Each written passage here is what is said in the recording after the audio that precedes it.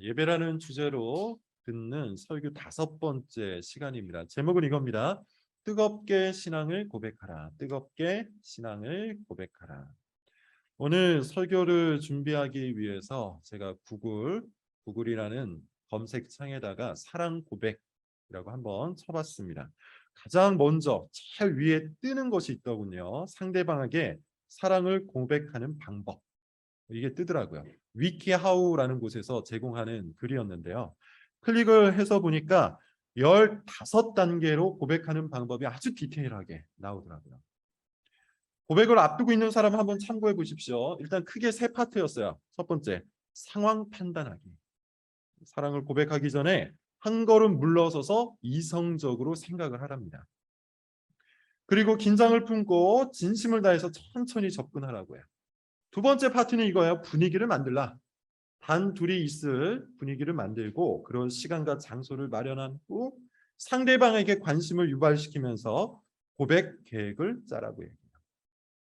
세 번째 파트, 드디어 사랑을 고백하는데 그녀의 눈을 보고 사랑해 이렇게 말하랍니다. 어떤 결과가 나오든지 사랑을 고백한 당신 스스로를 자랑스럽게 여기라. 이렇게 얘기하면서 사랑을 고백하는 15가지 단계를 마무리하고 있어요. 각 단계가 그림과 함께 설명이 되어 있으니 혹 사랑 고백이 필요한 청년들을 한번 참고해 보십시오. 이런 방법을 참고한다는 것 자체가 이미 실패라고 생각은 하지만 그래도 혹 필요하신 분들은 영 방법을 못 찾겠다 하신 분들은 한번 구글창에 검색을 해서 보시기 바랍니다.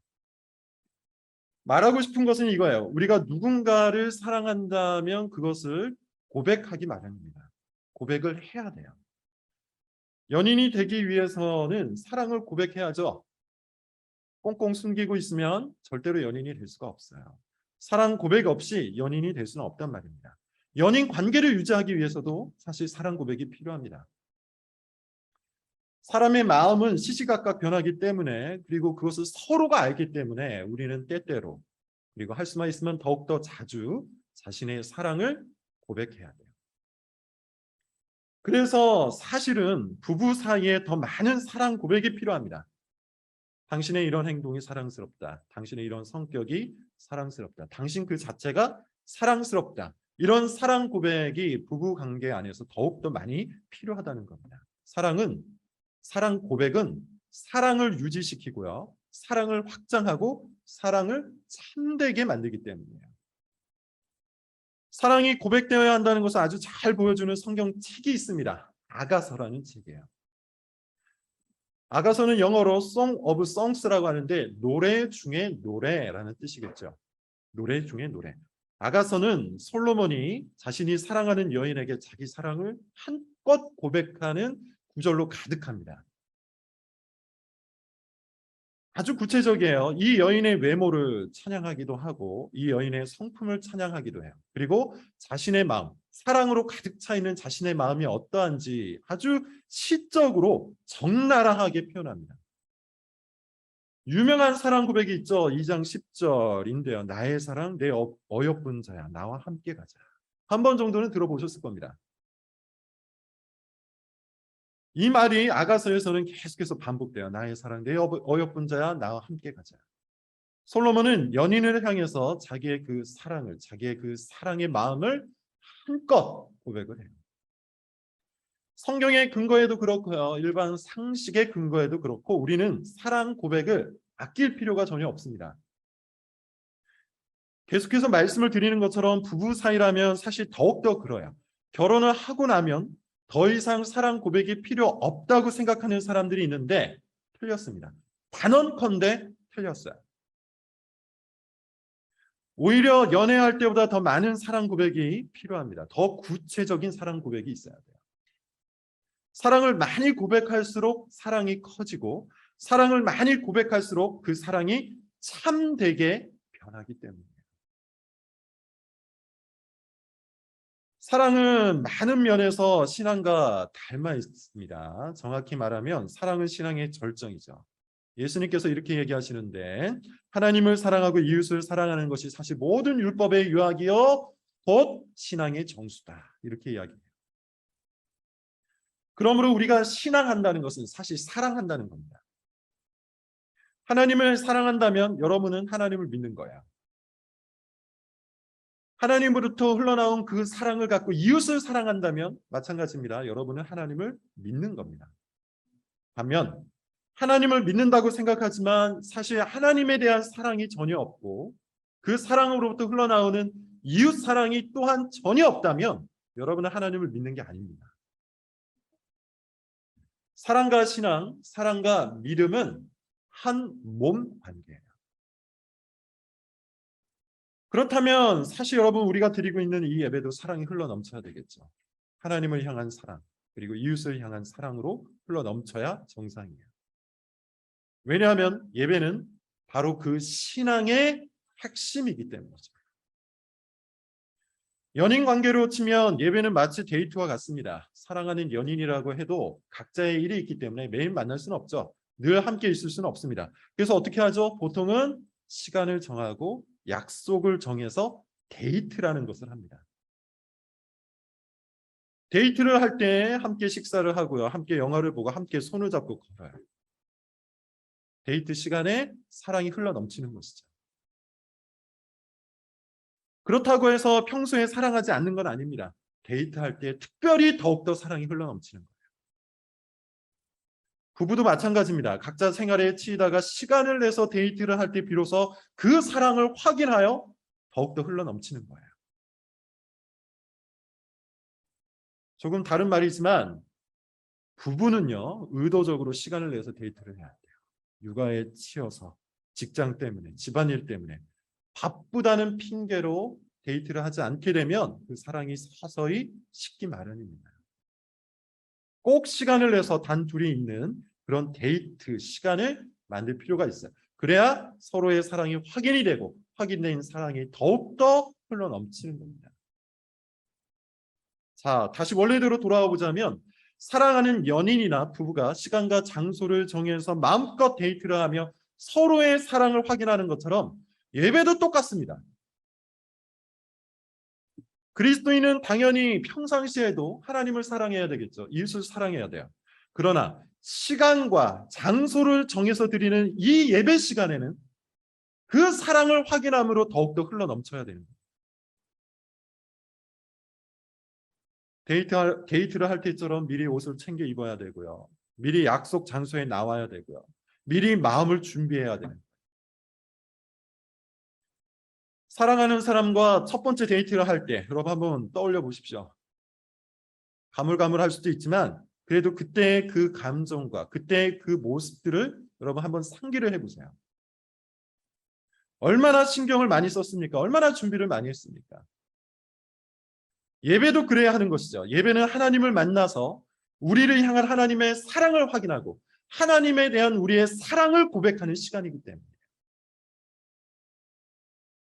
그런 의미에서 예배로의 부르심이라는 예배의 순서는 사실 하나님의 프로포즈와 같은 겁니다. 하나님은 우리를 구원하셨어요. 그리고 예배로 불러주셨죠. 하나님이 먼저 우리에게 프로포즈를 하셨다는 뜻이에요. 하나님이 먼저 우리에게 데이트를 신청하신 겁니다. 이것이 바로 예배로의 부르심이에요.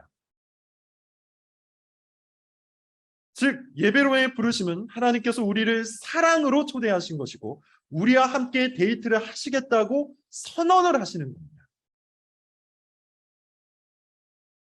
성경은 이것을 매우 사실적으로 표현하는데 스바냐 3장 17절을 한번 찾아봅시다. 스바냐. 우리가 많이 안 찾아보는 성경 책이기도 한데 구약 성경 뒷부분에 있습니다. 스바냐 3장 17절이에요.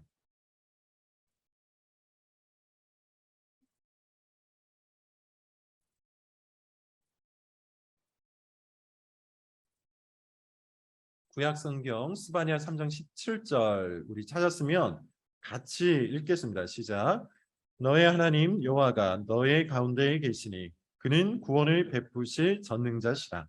그가 너로 말미암아 기쁨을 이기지 못하시며 너를 잠잠히 사랑하시며 너로 말미암아 즐거이 부르며 기뻐하시리라 하랴. 뭐라고 하고 있습니까? 하나님께서 구원을 베푸신다. 그리고 너로 말미암아 기쁨을 이기지 못하신답니다. 이게 하나님께서 구원하신 자녀들을 향한 마음이에요. 하나님께서 구원하신 신자들을 향한 감정이에요. 잠잠히 사랑하시고요, 즐거이 부르시며 기뻐하신다니까. 얼마나 뜨거운 말입니까? 얼마나 열렬한 사랑으로의 초대입니까? 하나님은 우리를 연인으로 대하세요. 하나님은 우리를 배우자로 대하세요. 그러므로 예배로의 부르심은 딱딱하고 무거운 의식으로의 초대가 아니라 사랑으로의 초대인 것이죠. 기쁨으로의 초대인 거예요.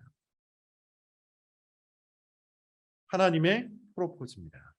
하나님은 우리를 향해 쉼없이 초대장을 보내시는 분이에요. 계속해서 연애 편지를 쓰시는 분입니다. 매주 데이트를 신청하시는 분이에요. 예배로 불러주셔서 자신의 사랑을 확인시켜 주시는 분입니다. 이것이 예배로의 부르심. 자, 그렇다면 이제 이 예배로의 부르심에 우리는 어떻게 응답해야 할까요? 세 가지 반응이 있을 겁니다. 하나님의 프로포즈 앞에서, 예배로의 부르심 앞에서 사람들은 세 가지로 응답을 해요. 첫 번째, 거절입니다. 초대장을 받았지만 그 초대를 거절하는 것이죠. 예수님의 비유에 이런 이야기가 나와요. 어떤 임금이 사람들을 잔치에 초대합니다. 사람들이 다양한 핑계로 그 초청을 거절을 하죠. 반일 때문에 가지 못하겠습니다. 결혼식이 있어서 가지 못하겠습니다. 자신의 개인적인 일 때문에 임금의 초청을 거절해요. 그들은 결국 어떻게 됩니까? 두 번 다시 초청을 받지 못해요. 예배로의 부르심에 응답하지 않는 사람은 사실 하나님의 프로포즈를 거절하는 것과 다를 바가 없습니다. 하나님께서 시간과 장소를 정해 데이트를 신청했는데 다른 볼 일이 있다고 무시하는 것 같아요. 하나님을 막대하는 것이죠. 그것은 사실 하나님을 사랑하지 않는 것이요. 하나님을 사랑하지 않는 것은 무엇과 같다고 했죠? 믿지 않는 것과 같은 거예요. 어려운 말이 아닙니다. 바쁘다고 데이트를 하지 않는 연인은 사실은 사랑이 식은 연인이죠. 데이트를 신청했는데 누군가가, 내 연인이 계속해서 이 데이트를 거절한다면 사실은 그 사람은 사랑을 잃어버린 겁니다. 내가 보낸 연애 편지를 받아놓고도 서랍에 넣어놓고 읽지도 않는 사람, 그 사람은 어떤 사람입니까? 날 사랑하는 사람이 아닌 것이죠. 예배로의 부르심을 거절하는 사람은 하나님의 초대장을 찢는 사람이고 하나님의 연애 편지를 읽지 않는 사람이에요. 두 번째 반응이 있어요. 초대를 받고 오기는 옵니다. 오기는 와요. 와서 앉아 있어요. 근데 못 나오는 것이죠. 같은 비유로 한번 설명을 하겠습니다. 데이트를 합니다. 근데 의무적이에요. 안 하면 안 될 것 같아서 하기는 합니다. 데이트를 하기는 하는데 영혼이 없어요. 의례적으로 저녁을 먹고 영화를 보고 헤어져요. 밥 먹을 때도 스마트폰만 합니다. 영화를 볼 때도 그냥 잠만 잡니다. 그리고 할 수만 있으면 빨리 헤어지고 싶어요. 그러면 우리는 알 수 있죠? 이 사람이 나에게 마음이 떠났다는 것을 알 수 있어요. 예배도 그렇습니다. 오기는 옵니다. 왔지만 몸만 옵니다. 영혼이 없어요. 머릿속에는 다른 생각으로 가득합니다. 월요일부터 할 일에 대한 생각으로 가득해요. 자기 마음을 괴롭히는 여러 가지 염려와 걱정으로 가득해요. 모든 순서가 지루하고 그냥 빨리 끝나고 나가고 싶어요. 의무적으로 안 오면 안 될 것 같아서 죄책감 때문에 한 시간을 때우고 가요. 그가 예배로의 부르심에 온전히 응답한 것이라 할 수 있을까요? 그렇지 못하죠. 사랑으로의 초대에 바르게 반응한 것이라 할 수 있을까요? 그렇지 않은 것이죠. 앞서 말한 예수님의 비유로 생각을 좀 해봅시다. 초대한 사람들이 잔치에 오지 않자 이 임금이 뭐라고 명령을 하냐 하면 길거리에 있는 사람들 아무나 불러다가 이 잔치를 채워라. 그래서 사람들이 몰려옵니다. 그런데 그 중에 잔치에 어울리지 않게 옷을 입고 있는 사람들이 있어요. 임금이 화가 나서 그들을 다 쫓아냅니다. 이 비유를 오늘 설교에 맞추어 보자면 오기는 옵니다. 예배에 오기는 옵니다. 그러나 전혀 예배하지 않는 사람이라고 할 수 있어요. 초대에 응하기는 합니다. 그러나 하나님을 사랑하지 않아요. 데이트에 오기는 합니다. 그러나 진심으로 데이트에 임하지 않는 거죠.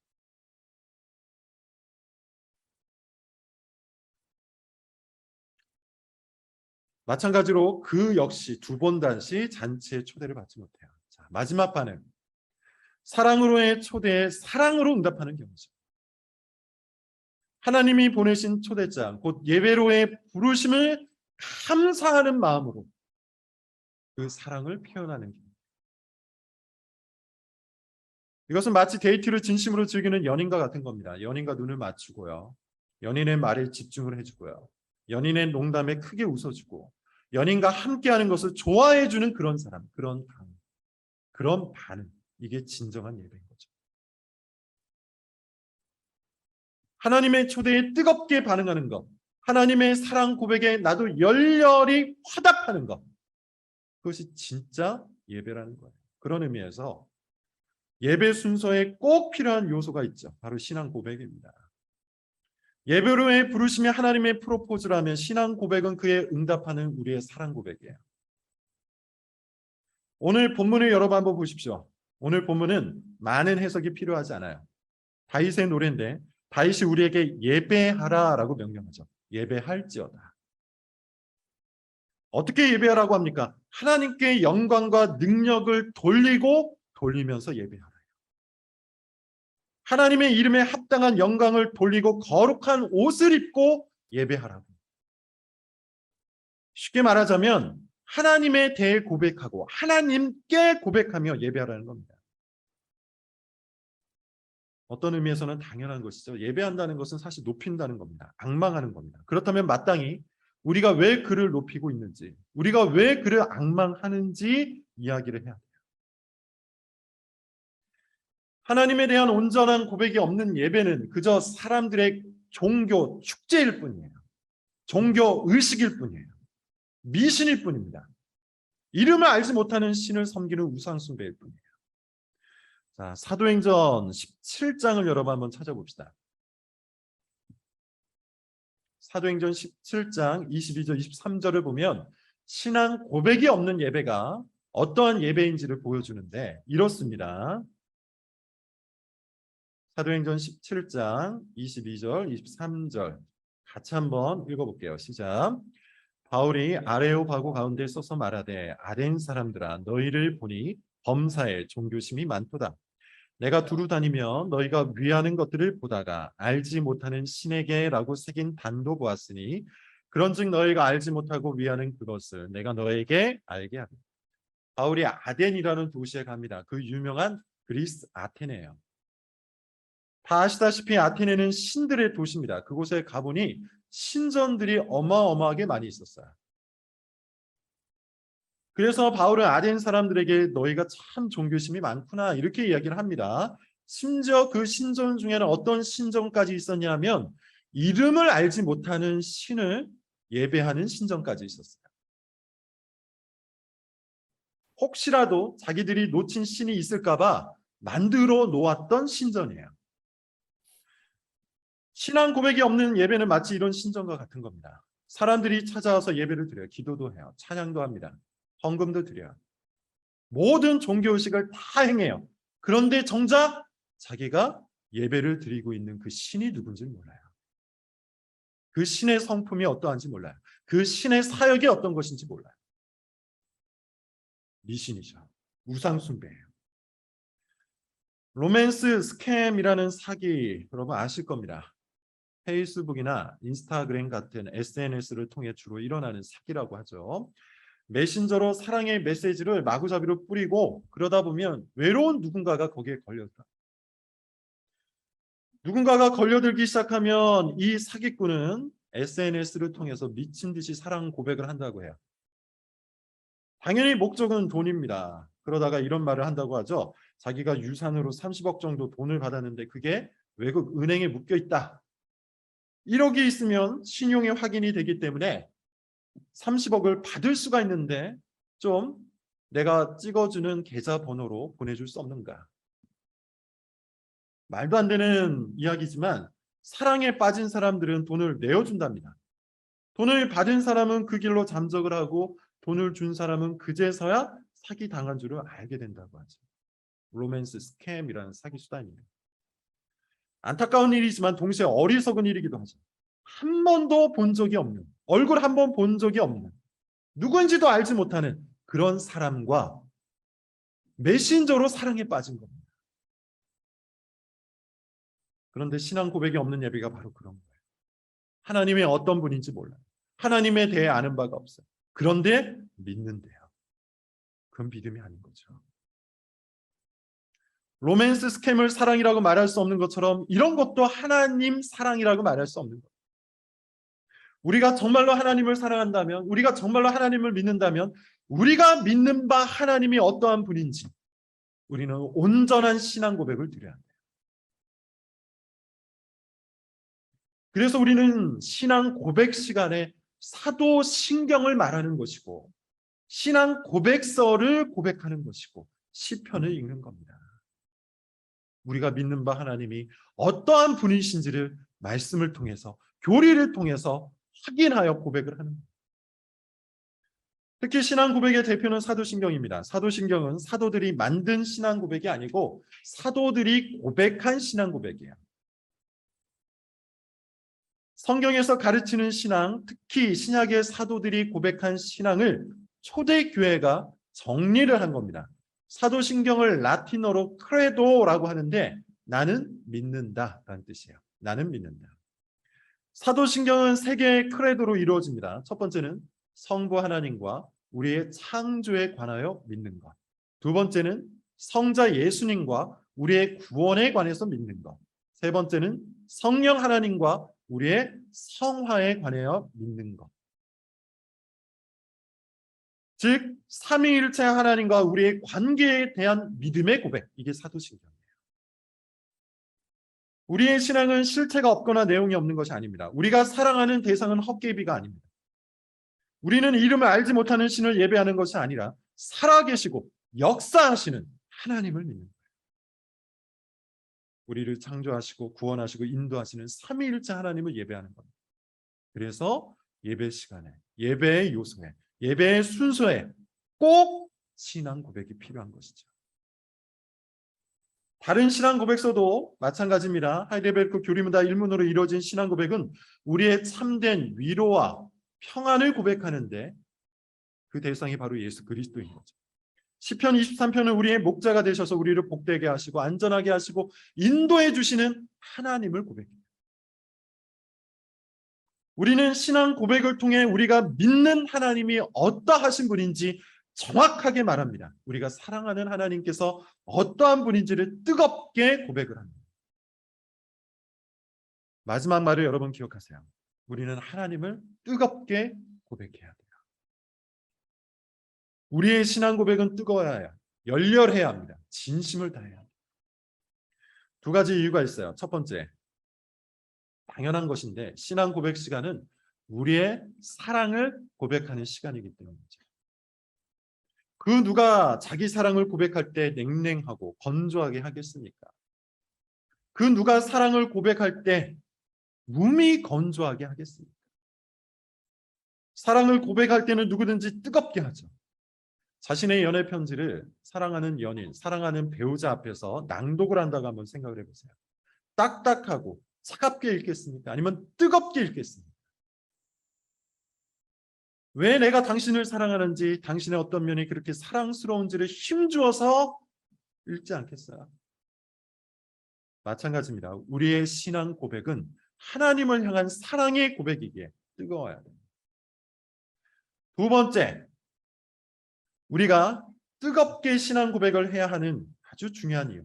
그렇게 할 때 우리의 신앙이 더욱더 단단해지기 때문이에요. 결혼 후에 하는 가장 어리석은 논쟁 중에 하나가 이런 겁니다. 사랑이 충만할 때 사랑을 고백해야 맞는 거냐? 아니면 내 감정이 조금 못 미쳐도 상대방을 위해 상대가 듣고 싶은 사랑 고백을 하는 것이 맞는 거냐?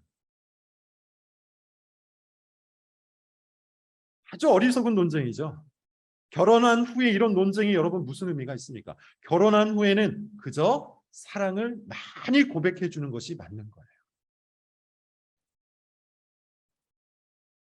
결혼할 때 우리는 사랑하기로 작정한 겁니다. 비가 오나 눈이 오나 사랑하기로 다 서약을 하셨잖아요.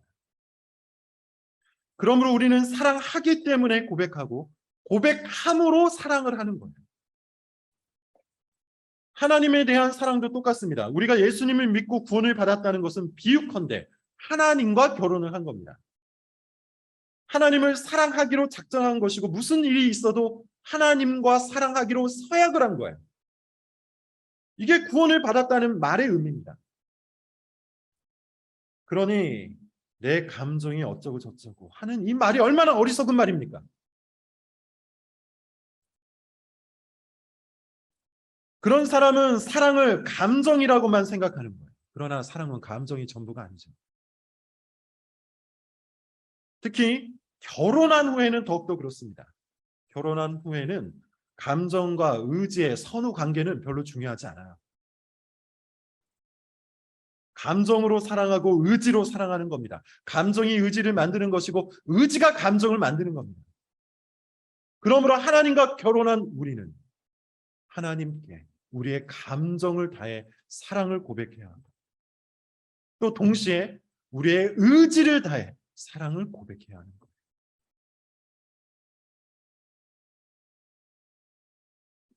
우리가 뜨겁게 신앙을 고백할 때 그것이 정말로 우리의 신앙을 뜨겁게 만들어 주기 때문입니다.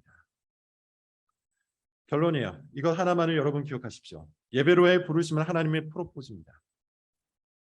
신앙 고백은 그 프로포즈에 대한 우리의 응답입니다. 그러므로 마땅히 뜨겁고 활기차고 즐겁게 우리의 신앙을 고백해야 합니다.